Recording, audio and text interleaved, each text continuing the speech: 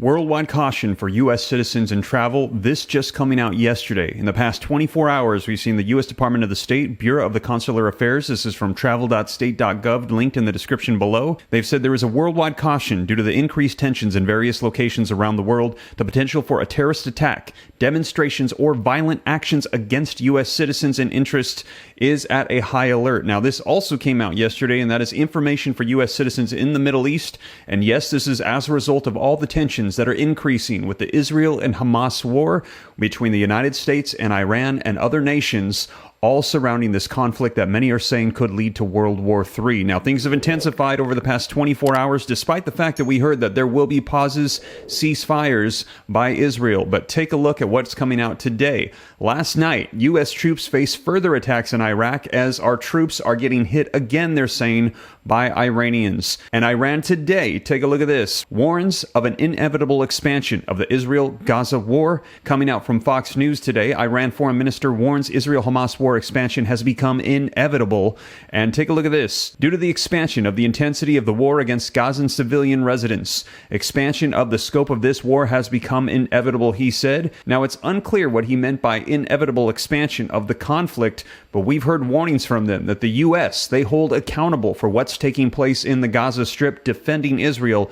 and they have said that the United States will not be spared from the fire, that they will be hit hard. We've heard that Iran openly supports and funds Hamas, who they believe is already here in the United States. We heard from the FBI that potential attacks could be coming on U.S. soil. We are on high alert. And take a look at this from yesterday. Separately, he said on X on Thursday, time is fast running out for Tel Aviv's crimes to continue. Now, I'm going to be sharing with you the latest on this worldwide travel caution for U.S. citizens, and also the latest coming out in the past 24 hours and headlines with tensions rising, and also today's video sponsor who's going to be helping you out a lot as well.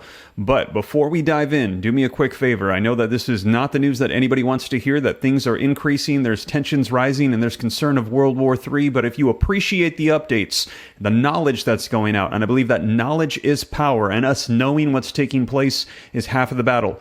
Do me a quick favor, smash that like button, just takes a second. And if you want to stay up to date, it's totally free. Why not? All you got to do is hit the subscribe button, turn on the notification bell. And if you want to support the channel, I've added a join button. You can click it, become a member, and then all of the sources that I have, they will be cited in your YouTube feed. But if not, no worries. I cite all of them anyways, put them on the screen so you can see the latest, and they are found in the description below. But let's go ahead and take a look at this so that way you can get caught up as to what's been going on in the past 24 hours as we're hearing tensions are rising and Iran is saying that an expansion of this war is now inevitable. Let's go ahead and take a look. All right, so we're going to be taking a look at how Iran has now said that the expansion of the war is inevitable, and we believe that includes the United States. But first, let's take a look at this travel caution worldwide for U.S. citizens. Now, this just came out yesterday, and it says, due to the increased tensions in various locations around the world, the potential for terrorist attacks, demonstrations, or violent actions against U.S. citizens and interests, the Department of the State advises U.S. citizens overseas, so if you are planning to travel overseas, please use caution. It says increased caution. U.S. citizens should do the following. Stay alert in locations frequented by tourists. Enroll in the Smart Travel Enrollment Program or STEP to receive information and alerts and make it easier to locate you in case of an emergency overseas. And follow the Department of State's Facebook and Twitter page to get the latest updates as to what's going on. Now, in addition to that, we also receive information for U.S. citizens in the Middle East, more detailed information in various locations. All that we already stated for the worldwide caution, and in addition to that, information for U.S. citizens in Israel and the West Bank. The U.S. Embassy continues to closely monitor the dynamic security situation in Israel, the West Bank, and Gaza. There are active military operations in Gaza periphery and Gaza. Flights from the Ben Gurion Airport. The Ben Gurion Airport remains open with commercial flights available. Please consult directly with your airline and check the operating status of Ben Gurion Airport before traveling to this airport. There are no further U.S. government-chartered flights planned. Should you need assistance to depart Israel, including financial assistance to purchase plane tickets, please contact the U.S. Embassy in Jerusalem at jerusalemacs@state.gov or the U.S. Embassy branch office in Tel Aviv at telavivacs@state.gov. And for those trying to leave that area, they also have further information for U.S. citizens that can check the status of land border crossings right here. A lot of information for those in the Middle East and those traveling. And if you are planning to travel with you and your loved ones for the holidays, please use caution. We heard from the FBI that there could be potential threats of attacks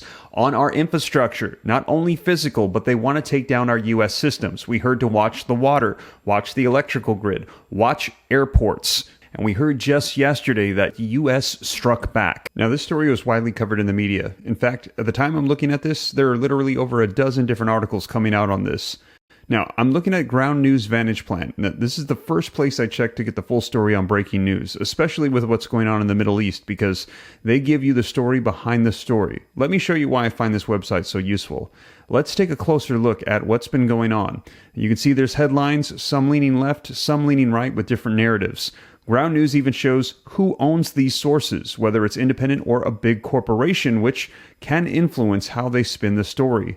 Now, if you care about the truth like I do and you're tired of misleading media narratives, then you really need to start using Ground News. I can barely scratch the surface of everything going on in the world each day in 30 minutes or less, so I highly recommend that you check out their site. Go to ground.news/Steve Ram. The link is in the description. Right now, you can get 40% off unlimited access to the Vantage Plan using my link. Subscribing not only supports my channel, but this small team working to hold the media accountable. I find their platform really useful, and I think you will too. And again, thank you to today's video sponsor, Ground News.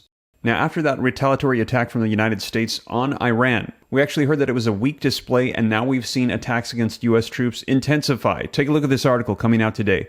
U.S. troops face further attack in Iraq. Drones and explosives have targeted a convoy and 2 air bases. United States troops in Iraq have been targeted in new attacks using drones and explosives, military and security sources reported. 3 attacks took place on Thursday, so yesterday, following that attack, we had 3 more, sources from Reuters said. The incidents add to the more than 40 assaults that the U.S. and allied troops based across the Middle East have come under since the Israel-Hamas war started October 7th. As well as 2 drone assaults at bases. A U.S.-led coalition convoy was hit by an improvised explosive device, or an IED, blast in the vicinity of Mosul Dam. The security sources said that the patrol was accompanied by Iraqi counter-terrorism forces and that a vehicle in the patrol was damaged. 3 U.S. troops sustained minor injuries, but had returned to duty, the officials added. And again, just yesterday, we heard the U.S. had struck back against Iran. However, we heard from U.S. officials that this response was weak, was the words that they used. And it looks like Iran has disregarded it as they are continuing to attack U.S. troops, and tensions are rising. Now, we did hear yesterday as well that there was a pause, that there would be brief pauses to allow citizens to leave and for aid to go into Gaza. Israel has agreed to those pauses. However, it looks like things are still intensifying regarding tensions around the Middle East with the U.S. and Iran. Let me know your thoughts in the comments down below. Now, to see those updates from yesterday that just came out 24 hours ago, be sure to check out these videos next right here. And you guys, as more information comes out, I'll be sure to keep you up to date. Thank you so much for joining me, and thank you to today's video sponsor, Ground News, and I'll catch you guys in the next video. Take care. God bless. This is Steve.